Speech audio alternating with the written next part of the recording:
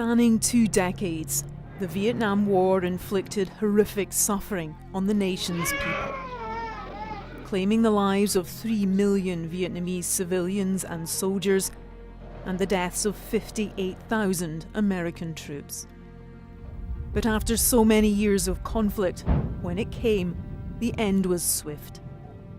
The chaotic evacuation of Saigon, as North Vietnamese forces descended on the city, marked the last chapter in a crushing defeat for America.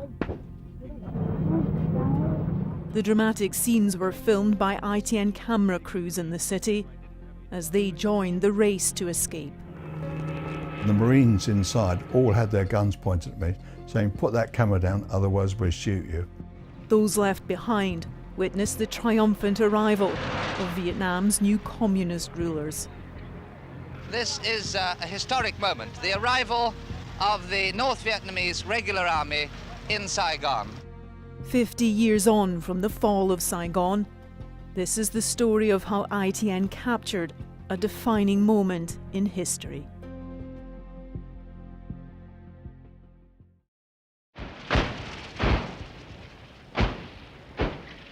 The Vietnam War is often referred to as the first televised war. During the 1960s and 70s, the combination of new technologies and relatively unrestricted access to the front lines allowed journalists to bring the story into people's homes like never before. Patrols like these in the Mekong Delta are convinced that they're winning their war against the VC. They've contacted about 2 platoons of Viet Cong, probably North Vietnamese soldiers. And so Saigon burns. Already half the city, a great part of the city has been destroyed. By 1975, it was clear the situation was changing rapidly. Following the signing of the Paris Peace Accords in 1973, the final American troops were withdrawn from combat and financial support to southern Vietnam was drastically cut. Emboldened, the North Vietnamese launched a major offensive in the spring of 1975, which would take them all the way to Saigon. The difficult question was when to send, and when a big thing happened, the Tet Offensive in 1968, for example, you had to be there.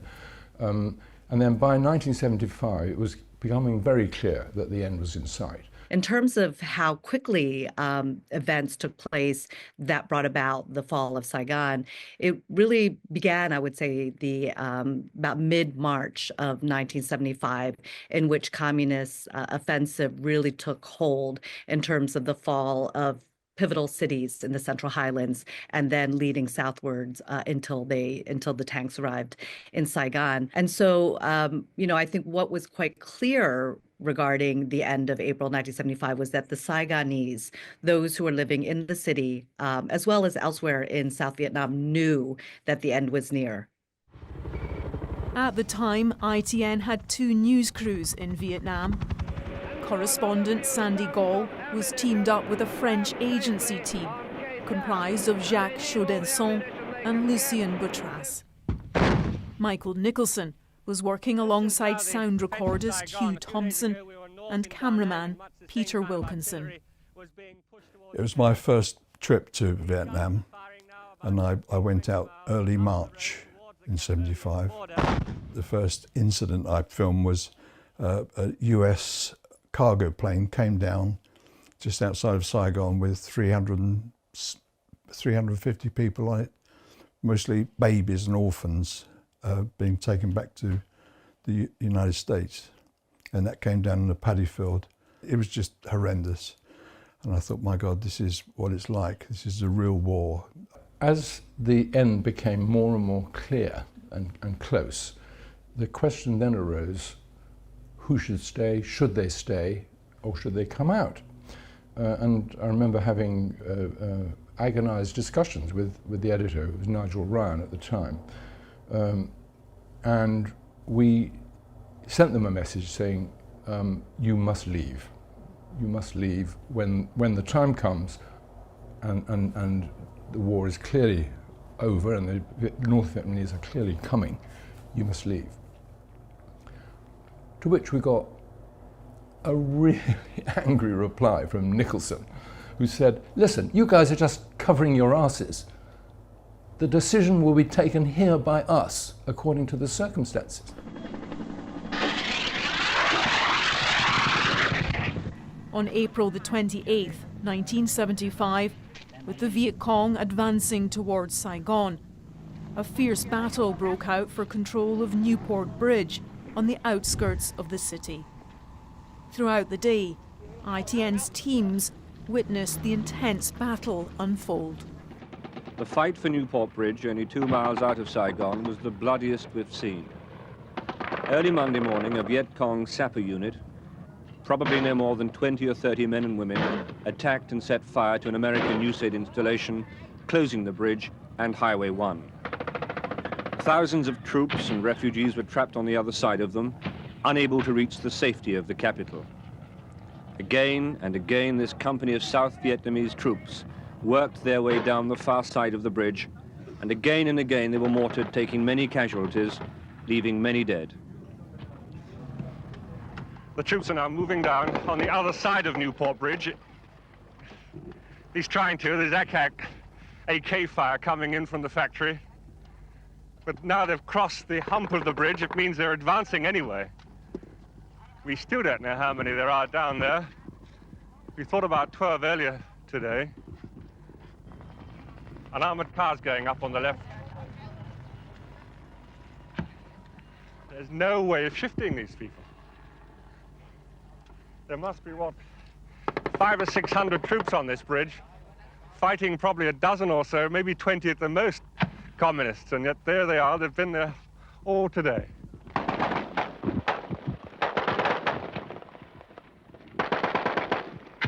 The firefight lasted another 2 hours, but because of our open position on the bridge, there was no way we ourselves could get out. But a final charge and a last volley of hand grenades, and the fight to reopen Newport Bridge on Highway 1 was over. So the battle for Newport Bridge ends this evening, back in South Vietnamese hands. And a half an hour ago, these men were told that they had a new president. President Minh installed in the presidential palace, the man who they hope, we hope, will bring peace to this country. The situation escalated quickly, and efforts to secure Newport Bridge were ultimately in vain. The next day, the Americans used an Irving Berlin song to signal the start of Operation Frequent Wind, the final evacuation from Saigon. When White Christmas played on the airwaves, it was a signal to the United States and to the remaining Americans to get to their appointed, agreed upon evacuation sites. White Christmas meant for the South Vietnamese that the Americans were going to leave. And so if families had planned for the end, they knew to really enact their escape plans. Everyone was terrified. Everybody wanted to get out, leave Vietnam. We heard White Christmas, which was about 3 a.m, went down to the foyer, we all met up, and then off we go. We were going to be picked up at a bus, almost a bus stop near the hotel, and there were hundreds of people there, queuing. Eventually we got on the last one together, and we were sitting in the front seats, and it was horrendous. As we were driving around the streets, the bumper caught on a roll of barbed wire, which they would pull across to close the road, basically. You got it in the back bumper. We were driving down the streets with people attached in the barbed wire. It was horrendous. And every time we stopped, there was a chap on the door, a very tough chap with a shotgun. And when people put their fingers in the doors to try and open the doors, he would hit them, and some of them went under the bus. It was awful. It was awful. And eventually we were taken to the American embassy, where there were thousands of people. They'd been there for days. We were trying to make our way to the front of the queue to get, I could see we had to climb over the wall, helped by Marines who were amazing. A young girl she tried to pass the baby to me. She said, "Please take my baby for me, because he won't stand a chance here." And I said, "I can't." We tried to climb the wall, and our feet were covered in excrement and urine because these people had been there for days. So trying to climb over a wall, well, it was just so difficult. And eventually they pulled me over, and I squatted down on top of the roof of this entrance building and started filming Hugh Thompson, that's my sound man, and Michael Nicholson. And the Marines inside all had their guns pointed at me, saying, "Put that camera down, otherwise we'll shoot you." And I actually thought, I'm not going to make it out of this place anyway, so I might, and I filmed it. If it wasn't for one single American Marine, whose name I didn't have the chance or time to discover, we would never have climbed our way to our evacuation. He hauled us up, kicking and punching Vietnamese who were clambering over our bodies. Ashamed and exhausted, we took our turn in the long crowd of refugees inside the embassy compound and waited for the helicopters to come down for us. One by one they came in, landing on an improvised pad in the car park. All had come from American aircraft carriers steaming 20 miles out in the South China Sea. Marines guarded each of the 4 embassy gates as the lucky people ran 30 at a time to their transport to safety. In the first 6 hours of Tuesday, over 1,500 people were airlifted out this way, and almost as many more were still waiting their turn. Our turn came just as it began to get dark, a little after 7:30. Evacuees from the besieged city. And 30 minutes later, we landed safely on our carrier off the South Vietnamese coast. While Michael, Peter and Hugh joined the thousands of Americans and Vietnamese refugees being evacuated by helicopter, Sandy Gall and his team remained in the city. These people are waiting, hopefully, but I imagine vainly, for a helicopter to land here on the roof of the American embassy in the middle of Saigon and take them to safety. But they have no papers. They've just come here because the whole embassy is wide open. They've come up the stairs. They're in fact on the chopper pad. No helicopter would probably land under these circumstances. When the North Vietnamese finally came into Saigon, everyone expected it was going to be like Stalingrad. There'll be street fighting and it will be horrendous. Didn't happen at all. The South Vietnamese army just melted away, and the North Vietnamese just took over. With the Americans gone and no resistance from the South Vietnamese, Sandy Gall and his crew were there to witness the victorious North Vietnamese forces arrive in Saigon. They seized control of the city and communist rule was complete. This is a historic moment, the arrival of the North Vietnamese regular army in Saigon, right in the middle of Saigon, just after 12 o'clock, just after noon. Here they are, pouring down the main avenue. Further up there is the American embassy, and at this end of the avenue, is the former presidential palace, which President Chu left just over a week ago, and from which General Min has today announced that he will unconditionally hand over to the new regime. And here they are, arriving in Saigon. This is the presidential palace under new management. There they are, the regular troops of the North Vietnamese army on the balcony. Above them, the flag, the North Vietnamese flag. They are now the new masters. April the 30th, 1975, marked the end of the Vietnam War. It left a permanent impression on those who covered the conflict and on the people whose lives were forever changed by it. The South Vietnamese, by the end, felt betrayed. I think that was quite clear, betrayed by the Americans who had been with them since the early 1960s, from political intervention to military involvement. For the United States, it's a day that in many ways will live in infamy. And I think we saw that again with the fall of Kabul, when the United States gets involved in overseas conflicts and they do not have a clear reason of why they became involved in the first place, they didn't have a sort of politically legitimate reason to get involved in an overseas war. And when they don't have a clear exit plan, I think that's really the legacy of April 30th, 1975. I think it should be remembered as the culmination of an extraordinary policy failure by the Americans. That the Americans went into Vietnam and pushed on in Vietnam on the basis of a completely false prospectus, that somehow or other, if they didn't stop communism in South Vietnam, it would spread over the whole of Southeast Asia. Well, it's bollocks. And you know, many American men, young men died. Uncounted numbers of Vietnamese died for nothing.